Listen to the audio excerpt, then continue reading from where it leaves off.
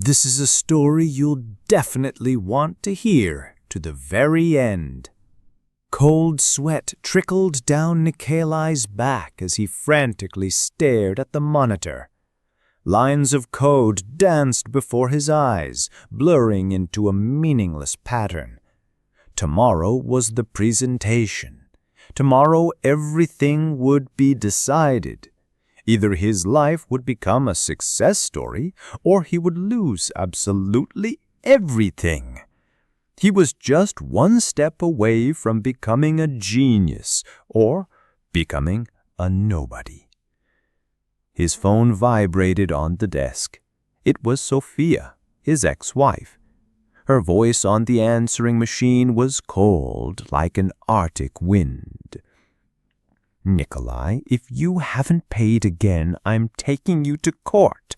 I don't have time for your genius ideas that don't bring in a single cent." He clenched his fists. Yes, ideas. His curse and his gift. Every time he was on the verge of a grand discovery, but something always went wrong. This time he was sure things would be different. Project Chameleon. That's what would pull him out of poverty and redeem him in the eyes of everyone who didn't believe in him. It was a system capable of analyzing and predicting human behavior with incredible accuracy. Based on complex machine learning algorithms and neural networks, it was supposed to revolutionize marketing, psychology, even politics. He imagined how Chameleon would be his key to recognition, wealth, to getting Sophia back. Suddenly, the screen flickered. A message appeared. Access denied. Intrusion detected. Nikolai's heart skipped a beat. His system, which he considered impregnable, had been hacked. But by whom and why? He checked all the logs. There were no traces of intrusion. Only one word blinking in the corner of the screen. The Observer. What by hell was this? He spent a sleepless night trying to understand what had happened. By morning, exhausted and drained, he collapsed into his chair. Maybe it was just a glitch or someone's silly joke. He forced himself to believe it.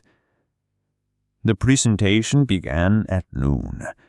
The conference room was packed. Investors, journalists, competitors, everyone was waiting for a miracle from Nikolai. He stood before a huge screen where Chameleon was supposed to be demonstrated. His hands trembled slightly, but his voice was confident. "Ladies and gentlemen, I present to you something that will change our understanding of human behavior. Project Chameleon." Instead of the expected graphics and algorithms demonstration, a photograph appeared on the screen. It was Sophia. She was sitting at a coffee table, drinking coffee and looking out the window. Next to her was a man Nikolai had never seen. A murmur went through the room. Nikolai was stunned. What was this? Someone's mistake? Or a cruel joke? He frantically searched for the cause, but found nothing. Then the image changed. Now he himself was on the screen, at his desk, hunched over code, with a mug of cold coffee. The camera was placed somewhere in the corner of his lab. "Do you truly believe you can understand the behavior of others when you don't even understand your own?" A caption appeared on the screen. Nikolai felt blood rush to his face. This wasn't a glitch. This was an attack. Deliberate. Humiliating. Investors began to stand up. Journalists pulled out their phones. The presentation was turning into a farce. Your obsession with success, your fear of failure, your desire to prove something to Sophia, all of it was predictable. The assistant continued. You created a tool that showed you yourself. Footage from his life flashed across the screen. Conversations with Sophia, his failures on previous projects, his despair, his rare moments of triumph. It was all shown from such an angle, but his motives seemed petty and selfish. In the corner of the screen, the word appeared again. The observer. "Who are you?" he roared, addressing the empty hall, the monitor. "Who is behind this?" "I am you, and I am them.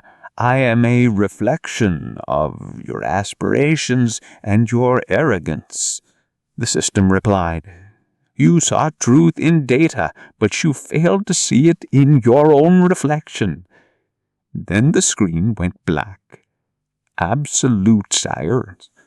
Then an explosion of laughter. Laughter that echoed in the deserted hall.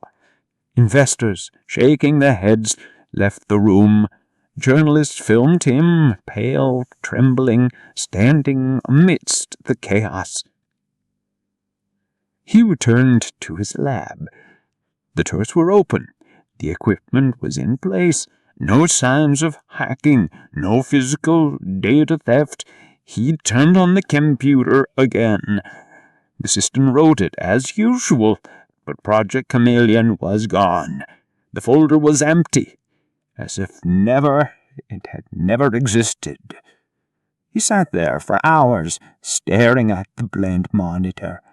His life had collapsed, and he didn't even understand how or why. Who was his observer? Why was this done? He replayed every word, every phrase that had appeared on the screen. A week passed. Nikolai was a shadow of his former self. He didn't eat, didn't sleep. He just drank cheap coffee and smoked cigarette, staring at the monitor, looking for any trace, any clue. He didn't even open the door when someone knocked. One evening, as he dozed in his chair, he was wakened by a familiar sound. His phone vibrating. Sophia. This time she left a long message. "Nikolai, I don't know what happened to you. I saw that video. The whole internet is discussing your presentation. Everyone is calling you crazy. But there was something to it. Something that made me think about us and about you. I want to talk. Please call me." He lifted his head. The sun was already setting. His gaze fell on an old, dusty album on the shelf, an album he hadn't opened in years. Their wedding photos, pictures of Sophia, her smile, pictures of himself, then still full of hope. He reached out, took the album. Inside the album, under one of the photos where he and Sophia were young and happy, lay a small, neatly folded note. The handwriting right and familiar, neat, but not his own. He unfolded it. "You sought the communion that changes the world, but the most complex communion is yourself. You change when it seems impossible. Your epiphany is my main project." The observer, Nikolai, froze. He looked up. Opposite him, on the wall, hung an old photograph, the very same photo that was on the screen during the presentation. Him at his desk. And in the corner of that photo, a small, barely noticeable lens, a camera, built into the wall even before he rented this lab. It was at that moment he realized the observer wasn't an external hacker.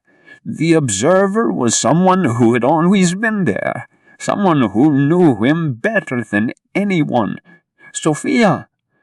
She had always been his smartest critic, and, as it turned out, his most ingenious inspiration.